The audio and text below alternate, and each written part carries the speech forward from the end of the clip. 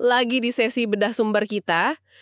Kali ini kita bakal coba kupas tuntas nih pemikiran salah satu nama yang, wah, sering banget disebut kalau ngomongin Bitcoin ya, Michael Saylor. Betul, Michael Saylor, tokoh vokal banget. Anda mungkin udah dengar lah soal target harganya yang agak gila-gilaan itu kan. Bitcoin sampai 10 juta dolar per koin. Gila. 10 juta? Iya, angka yang fantastis. Nah, kebetulan kita punya bahan menarik nih, semacam transkrip wawancara panjang sama dia, baru-baru ini. Siap buat kita kulik bareng ya? Siap-siap, mari kita lihat. Oke, mari kita bongkar isinya. Intinya apa sih yang mau kita bahas? Jadi kita bakal lihat gimana Saylor ngebayangin masa depan Bitcoin, terus ada teori uniknya soal kekacauan global. Teori kekacauan itu ya, menarik. Iya, yang katanya malah bagus buat Bitcoin. Nggak ketinggalan, kita juga bahas perubahan besar soal aturan main kripto di Amerika Serikat. Plus sedikit cerita personal Saylor yang ternyata ngefek banget ke pandangannya soal Bitcoin. Oh, ada sisi personalnya juga. Ada sedikit. Jadi tujuan kita ngasih Anda, para pendengar, rangkuman paling penting dan menarik dari sumber ini. Biar Anda langsung dapat intinya gitu. Betul. Yang seru di sini tuh gimana Saylor itu nyambung-nyambungin banyak hal ya. Teknologi, terus ekonomi dunia, kebijakan pemerintah, bahkan sampai ke ya itu tadi filosofi hidupnya dia. Kompleks ya jadinya. Iya. Ini kesempatan bagus buat ngerti cara berpikir seorang, ya bisa dibilang pendukung kuat Bitcoin. Gimana dia ngebangun argumennya. Nah soal setuju atau nggak sama kesimpulannya itu kan soal lain ya. Tentu. Tapi kita bisa lihat logikanya, contoh-contoh yang dia pakai, dan apa yang dia lihat sebagai dampaknya nanti. Ini kayak ngintip dapur pemikirannya dia lah. Seru sih. Oke deh, kita mulai dari yang lagi rame di Washington DC ya. Saylor cerita dia diundang ke pertemuan penting soal kripto di Gedung Putih. Ini kedengarannya bukan acara biasa ya. Kenapa menurut dia ini penting banget? Ini sinyal perubahan yang gede banget katanya. Coba bayangin aja, setahun sebelumnya. Menurut cerita Saylor nih ya, suasana di pemerintahan AS itu kayak ya agak musuhan lah atau paling nggak cuek sama industri kripto. Kayak nggak dianggap gitu ya. Nah, persis. Sekarang, Gedung Putih malah jadi tuan rumah acara kripto. Itu kan kayak, wah, lampu hijau yang terang benderang gitu. Perubahan sikap yang drastis. Bener-bener. Dan ada detail-detail yang dia tekenin banget nih di wawancara itu. Sehari sebelum pertemuan itu, Presiden AS katanya tanda tangan perintah soal cadangan strategis Bitcoin. Wow. Cadangan strategis Bitcoin istilahnya aja udah beda ya? Iya. Terus, abis pertemuan, Menteri Keuangan Scott Bessent, menurut Saylor, ngatur biar lembaga pengawas bank, OCC ya namanya. OCC ya? Nah, itu ngeluarin panduan baru yang ngebolehin bank lebih gampang terlibat sama kripto. Batalin aturan lama yang katanya ngehambat. Plus, ada komentar dari David Sachs yang dijuluki Kriptosar. Dia bilang kalau pemerintah AS sekarang lihat Bitcoin itu immaculately conceived. Nah, itu dia. Istilah immaculately conceived. Itu menarik banget sih. Maksudnya apa ya kira-kira? Iya, apa tuh artinya? Intinya sih, pandangan pemerintah AS itu, ini menurut Sachs yang dikutip Saylor ya, adalah Bitcoin itu unik. Nggak ada pencipta pusatnya, nggak ada perusahaan di baliknya gitu kan. Munculnya kayak organik aja dan terdesentralisasi. Oke. Jadi nggak ada dalangnya gitu ya? Nah, itu dia. Makanya dianggap satu-satunya aset kripto yang benar-benar murni desentralisasinya. Jadi kayak penyimpan nilai, kayak emas digital. Sampai-sampai ada sinyal katanya pemerintah nggak akan jual cadangan Bitcoin-nya, malah mungkin nambah lagi. Wah, ini jauh beda banget ya sama era sebelumnya. Saylor kan sempat nyebut nama Gary Gensler dari SEC. Ya, Gensler dari SEC. Yang dulu kesannya lebih ya ngerem lah ya laju adopsi Bitcoin di kalangan institusi besar.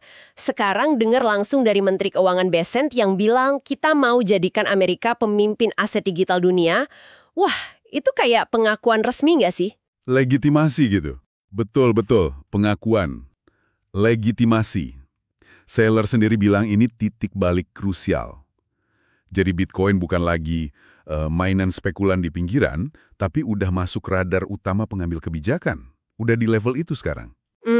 Iya. Dan legitimasi ini kan bukan cuma soal gengsi ya, ini punya implikasi praktis banget.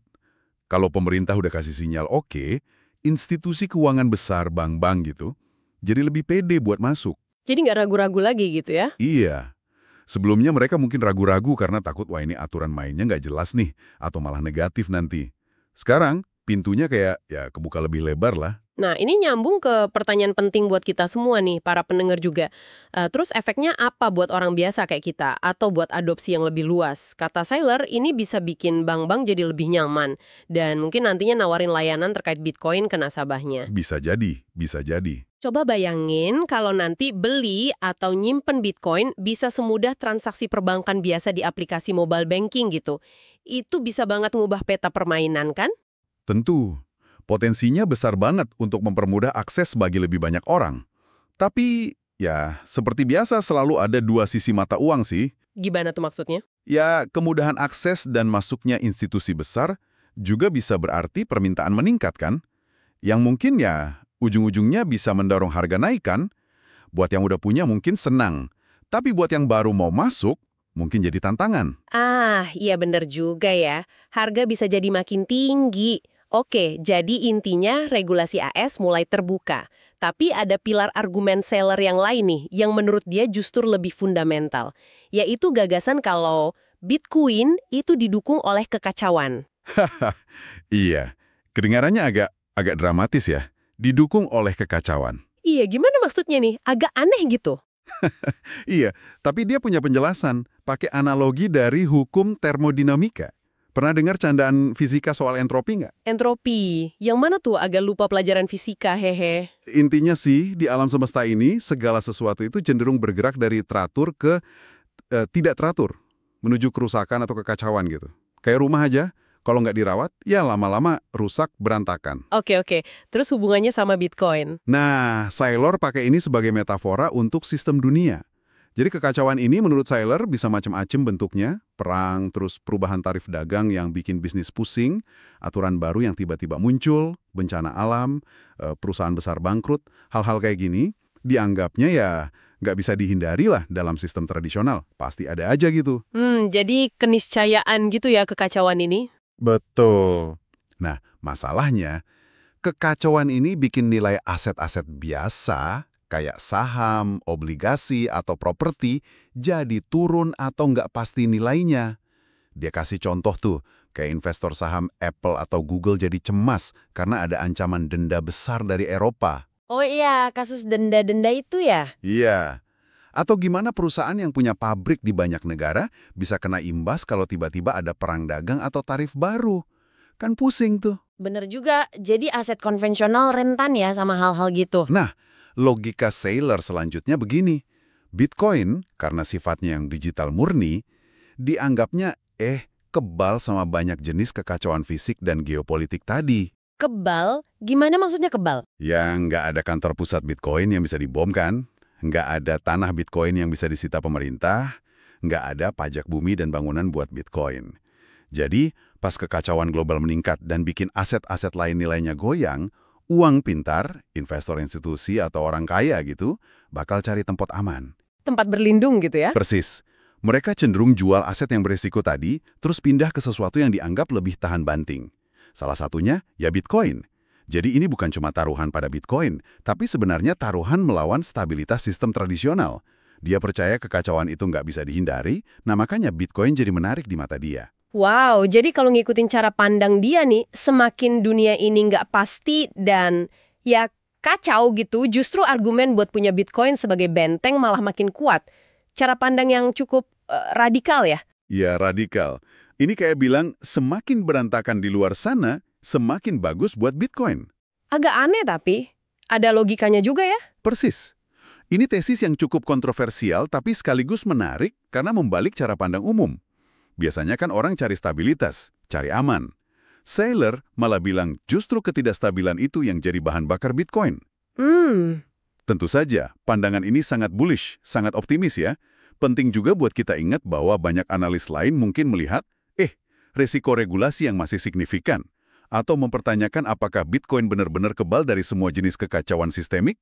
Misalnya kalau infrastruktur internet global terganggu parah, gimana? Nah, iya juga ya. Ada tapinya juga berarti? Pasti ada. Tapi, ya, ini perspektif kunci dari Sailor yang menarik buat kita pahami. Menarik banget logikanya. Oke, sekarang kita geser dikit. Seller juga bedain nih, ada 3 tipe orang kalau ngomongin Bitcoin.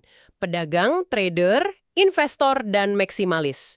Nah, bedanya apa aja nih? Penting kayaknya buat kita tahu. Iya, ini bagus buat memetakan berbagai pendekatan orang ke Bitcoin, biar nggak salah kaprah juga. Oke, yang pertama pedagang atau trader. Pertama, pedagang, trader. Fokus mereka itu jangka pendek banget. Cari untung dari naik turun harga harian atau mingguan. Sering pakai leverage tinggi, katanya bisa sampai 50 kali lipat modal. Wah, gede banget itu leverage-nya. Berisiko dong. Banget. Makanya reaksinya cepet banget sama berita.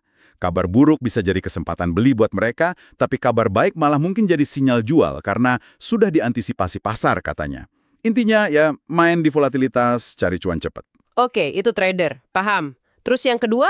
Investor. Nah, kalau investor, ini kacamatanya beda jauh. Jangka panjang. Mereka lihat Bitcoin itu kayak beli saham perusahaan teknologi top kayak Apple, Google, Amazon gitu, tapi di awal-awal masa pertumbuhannya. Oh, kayak investasi di masa depan gitu ya? Betul. Harapannya, nilainya bisa naik berkali-kali lipat. Mungkin 10x sampai 100x dalam waktu bertahun-tahun, bisa 1 dekade atau lebih. Strateginya biasanya beli pas turun atau buy the dip. Kumpulin pelan-pelan buat jangka panjang. Mereka lebih sabar, lebih tahan banting sama gejolak harga jangka pendek. Oke, jadi horizon waktunya beda jauh ya sama trader. Paham. Terus yang ketiga, maximalis. Ini kayaknya grupnya Sailor sendiri ya? Dia masuk sini kayaknya. Betul sekali. Disinilah seller menempatkan dirinya. Buat seorang maximalis, Bitcoin itu bukan cuma aset buat cari untung.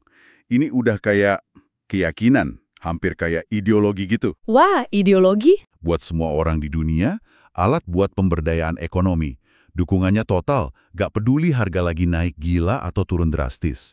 Seller sampai pakai istilah keren, bukan cuma skin in the game, tapi soul in the game. Soul in the game. Wah, dalam juga ya. Ini udah level komitmen yang beda banget berarti. Beda banget, udah kayak misi hidup gitu. Terus, beda cara pandang ini ngaruhnya ke strategi gimana dong? Kan beda-beda tuh tujuannya. Banget, ngaruh banget. Seller itu terang-terangan gak suka sama ide market timing. Coba-coba nebak kapan waktu pas buat beli atau jual Bitcoin.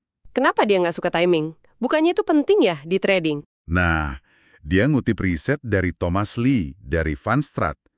Riset itu nunjukin kalau hampir semua kenaikan harga Bitcoin dalam setahun itu terjadinya cuma dalam waktu singkat banget. Sekitar 10 hari doang, dari 365 hari. Cuma 10 hari? Serius? Iya, cuma sekitar 10 hari kunci. Jadi, kalau kita coba keluar masuk pasar, risikonya gede banget ketinggalan hari-hari penting itu. Kalau kelewatan 10 hari itu, ya udah keuntungan setahun bisa hilang. Dia juga ngutip Howard Marks yang bilang day trading itu bahaya. Sering bikin orang malah kehilangan potensi untung besar gara-gara terlalu fokus sama naik turun kecil harian. Masuk akal juga sih kalau gitu. Jadi strateginya seller gimana dong kalau nggak main timing? Strateginya dia jelas banget.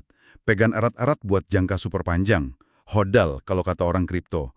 Dia percaya banget Bitcoin bakal naik rata-rata 30-60% per tahun. Wow, 30-60%. Iya, per tahun, selama 20 tahun ke depan. Itu keyakinan dia. Dengan keyakinan kayak gitu, menurut dia, ngapain pusing nebak pasar kapan naik, kapan turun? Terus ngapain dong? Lebih baik fokus cari cara nambah modal. Dia bahkan kasih contoh ekstrim sampai gadain rumah buat dapat pinjaman murah jangka panjang, terus masukin semua ke Bitcoin. Hah? Gadain rumah? Serius dia ngomong gitu? Iya, dia cerita gitu. Sedikit tertawa. Oke, itu jelas bukan nasihat finansial buat semua orang ya, jangan ditiru mentah-mentah. Tapi itu nunjukin tingkat keyakinannya yang luar biasa tinggi. Intinya, buat dia, time in the market is more important than timing the market. Waktu di pasar lebih penting daripada mencoba menebak waktu masuk pasar. Oke, paham. Jadi pesannya seller itu kenali diri Anda dulu. Anda ini tipe trader yang cari cuan cepat, investor jangka panjang, atau malah maksimalis kayak dia. Baru tentukan strategi yang cocok. Jangan ikut-ikutan gaya orang lain kalau nggak sesuai profil resiko dan keyakinan Anda sendiri. Tepat sekali. Karena kalau Anda seorang trader, tapi pakai strategi investor jangka panjang, Anda bakal stres lihat harga naik turun tiap hari. Sebaliknya, kalau Anda punya keyakinan jangka panjang, tapi coba-coba trading harian, kemungkinan besar malah rugi atau ketinggalan momentum kenaikan besar tadi. Harus konsisten. Sip, sip. Nah, selain soal regulasi dan pandangan makro tadi, ekosistem Bitcoin sendiri kan juga nggak diam aja ya. Ada inovasi baru terus katanya. Saylor nyebut soal ETF baru namanya BMAX. Ini apa lagi nih? Kok katanya penting? Oke, BMX ini agak teknis ya, tapi konsepnya menarik banget. Ini adalah ETF, semacam reksadana yang diperdagangkan di bursa saham, gitu kan? Iya, kayak reksadana saham biasa gitu ya. Mirip, tapi isinya bukan saham biasa. Isinya itu obligasi konversi atau convertible bonds. Dan obligasi ini diterbitkan oleh perusahaan-perusahaan yang banyak megang Bitcoin. Tunggu. Obligasi konversi. Biar gampang gimana jelasinnya ya? Awam nih saya soal ginian. Oke, bayangin gini deh. Sebuah perusahaan butuh dana. Jadi dia nerbitin surat utang. Itu obligasi. Tapi ini utang spesial. Nanti di masa depan, si pemegang surat utang ini punya pilihan. Mau dibayar balik uangnya plus bunga, atau mau ditukar jadi saham perusahaan itu. Makanya namanya konversi. Bisa diubah jadi saham. Ah, oke. Jadi bisa ditukar jadi saham ya. Terus kenapa ini relevan buat perusahaan Bitcoin? Nah, karena perusahaan publik yang megang banyak Bitcoin, kayak perusahaannya Saylor sendiri, Strategy, yang baru ganti nama dari MicroStrategy. Oh iya, ganti nama ya mereka? Ya, nanti kita bahas. Nah, perusahaan kayak gitu kan harga sahamnya cenderung naik turun gila-gilaan ngikutin harga Bitcoin. Volatil banget. Obligasi konversi ini jadi cara menarik buat mereka cari dana. Mungkin lebih menarik daripada nerbitin saham baru langsung. Oke, jadi BMAX ini isinya kumpulan surat utang spesial dari perusahaan-perusahaan Bitcoin. Terus kenapa ini jadi terobosan atau penting gitu? Ada beberapa poin penting nih. Pertama, perusahaan kayak Strategy ini bisa dapat duit cepat dari nerbitin obligasi ini. Terus duitnya, katanya, bisa langsung dipakai beli Bitcoin lagi. Siklusnya cepet banget. Bisa hitungan hari katanya, bukan tahunan kayak investasi biasa. Wow, cepet banget ya puterannya. Iya. Kedua, sebelumnya obligasi konversi kayak gini biasanya cuma diperdagangkan antar institusi gede aja di pasar over the counter atau OTC. Artinya, transaksi langsung antar pemain besar nggak lewat bursa publik yang bisa diakses semua orang. Susah buat investor retail kayak kita buat ikutan. Jadi eksklusif gitu ya dulunya ya? Nah, itu dia. Eksklusif buat institusi. Nah, BMAX ini ngembungkus obligasi-obligasi tadi jadi bentuk ETF yang bisa dibeli siapa aja di bursa saham biasa. Bahkan katanya lewat aplikasi trading populer kayak Robinhood pun bisa. Wah, jadi lebih gampang diakses ya buat orang biasa kayak saya gitu misalnya. Betul.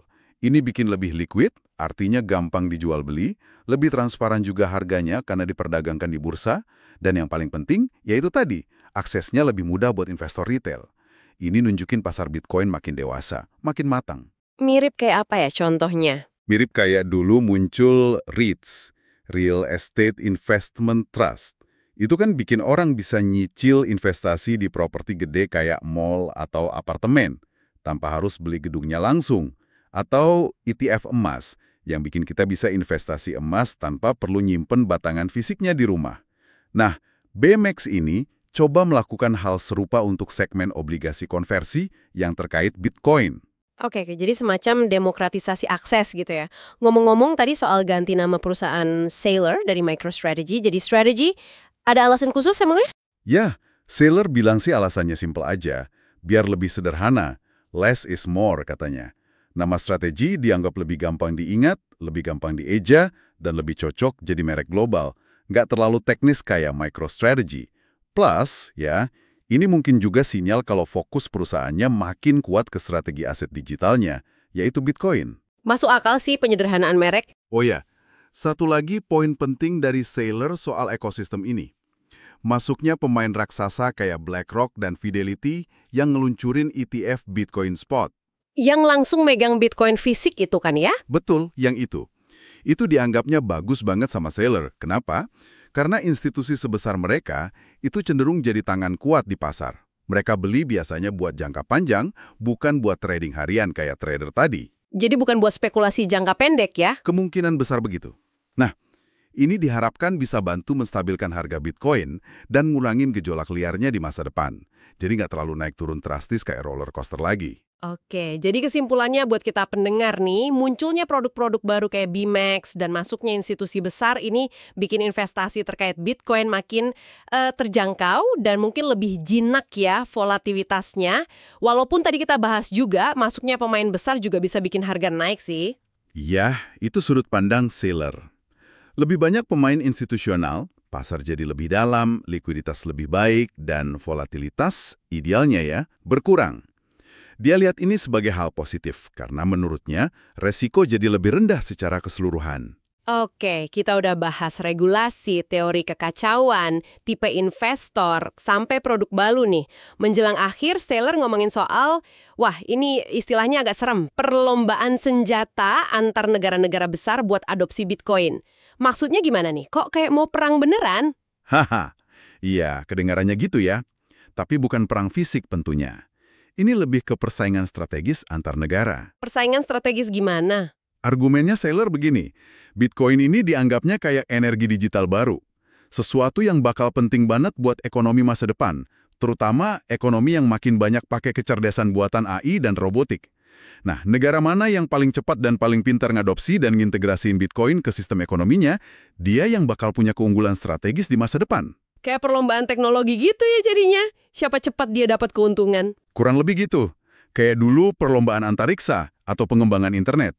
Nah, menurut dia, siapa yang lagi di depan sekarang? Siapa? Amerika. Amerika Serikat katanya. Kenapa? Karena kekuatan ekonominya, pasar modalnya yang paling besar dan paling liquid. Dan ini poin penting menurut dia, kepemimpinan politiknya sekarang yang dianggap sangat pro-inovasi dan pro-aset digital. Dia nunjuk dukungan dari berbagai menteri kabinet dan perintah eksekutif soal Bitcoin tadi sebagai bukti kuatnya. Oke, jadi AS lagi ngebut nih ceritanya. Terus efeknya ke negara lain? Nah, langkah cepat AS ini, menurut logika teori permainan ala Saylor, bakal maksa negara lain, entah itu sekutu atau bahkan lawan buat ikutan main juga. Mereka nggak bisa cuek lagi, takut ketinggalan kereta. Jadi kayak ada efek domino gitu. Satu negara maju, yang lain ngikutin biar nggak kalah saing. Kedengarannya masuk akal juga ya. Kalau memang Bitcoin dianggap aset strategis masa depan, mau nggak mau negara lain harus ikut mikirin. Tapi ini kan pandangan Saylor ya, yang sangat pro-Bitcoin. Betul sekali. Kalau kita lihat dari kacamata geopolitik murni, argumen ini menempatkan Bitcoin sejajar dengan sumber daya strategis lain, kayak minyak atau teknologi kunci semikonduktor gitu. Penguasaan atau adopsinya jadi isu keamanan nasional, tapi penting juga buat nyambungin narasi besar ini ke motivasi pribadi Saylor sendiri. Ternyata ini ada hubungannya loh. Oh iya, gimana tuh cerita personalnya? Tadi sempat disinggung sedikit. Iya, dia cerita cukup terbuka di wawancara ini. Dia bilang dia kayak dilahirkan kembali pas nemuin Bitcoin. Sebelumnya, pas masa lockdown COVID itu, dia sempat merasa putus asa banget soal masa depan perusahaannya, MicroStrategy, yang udah dia bangun susah payah selama 30 tahun. Wah, sempat putus asa ya? Banget katanya. Nah, terus dia nemu Bitcoin. Dan Bitcoin ini ngasih dia misi baru, semangat baru, alasan buat bangun pagi lagi katanya. Dia nggak lihat komunitas Bitcoin cuma sebagai kumpulan investor anonim, tapi kayak tim global, di mana semua orang itu pemain sekaligus supporter, saling dukung, berbagi suka dan duka gitu. Wah, jadi ini bukan cuma soal investasi atau cuan buat dia ya. Lebih dalam dari itu ternyata. Udah kayak panggilan jiwa gitu. Jelas, kelihatan banget dari cara dia ngomong. Buat Saylor, ini udah jadi semacam panggilan hidup, sebuah gerakan. Keyakinan personalnya yang kuat ini kelihatan banget mewarnai semua argumennya, termasuk optimismenya yang luar biasa soal masa depan Bitcoin dan perannya di dunia. Ini juga menjelaskan kenapa dia ada di posisi maksimalis tadi, udah soul in the game. Oke. Jadi kalau kita rangkum nih ya, pembahasan kita soal pandangan Michael Saylor dari sumber wawancara ini, pertama, dia lihat ada pergeseran besar di AS, Bitcoin makin diakui di level tertinggi, dapat legitimasi. Betul, legitimasi itu kunci. Kedua, teori uniknya, kekacauan global itu justru bagus buat Bitcoin, jadi semacam bahan bakar. Ketiga, penting buat kita bedain cara pandang trader, investor, dan maksimalis dalam melihat Bitcoin. Beda strategi, beda tujuan. Ya, kenali diri sendiri. Keempat, ekosistemnya terus berkembang dengan produk baru kayak BMax dan masuknya institusi besar yang bisa jadi penstabil. Kelima, ada potensi perlombaan antar negara buat adopsi Bitcoin sebagai aset strategis. Dan terakhir, semua pandangan optimis ini didorong juga oleh keyakinan personalnya yang sangat kuat. Misinya dia. Udah kebayang ya gambaran besarnya sekarang? Yap, itu rangkuman yang bagus banget. Beberapa poin kunci dari perspektif sailors yang patut dicatat. Perubahan sikap regulator AS itu sinyal penting banget buat pasar globalnya. Tesis kekacauan itu, ya lensa yang unik, meski mungkin kontroversial ya, buat lihat nilai Bitcoin di tengah ketidakpastian dunia. Dan visinya yang super optimis jangka panjang, itu kontras banget sama berita naik turun harga Bitcoin harian yang sering kita dengar di media. Nah, sebagai penutup nih, kita lempar satu pemikiran provokatif dari Saylor sendiri buat Anda para pendengar renungkan. Target harga 10 juta dolar per koin itu kan gila banget ya. Dan idenya kalau Bitcoin ini mungkin semacam jalan keluar dari hukum entropi atau kekacauan yang pasti ada di sistem finansial dan fisik tradisional. Jalan keluar dari kekacauan ya, konsep yang menarik. Iya, pertanyaannya, apa iya aset digital murni ini benar-benar bisa jadi pelarian atau benteng dari semua kerumitan dan risiko yang ada di dunia nyata, di aset fisik dan finansial konvensional? Sesuatu buat dipikirin lebih lanjut ya. Oke deh, sampai jumpa di pembahasan kita berikutnya. Sampai jumpa.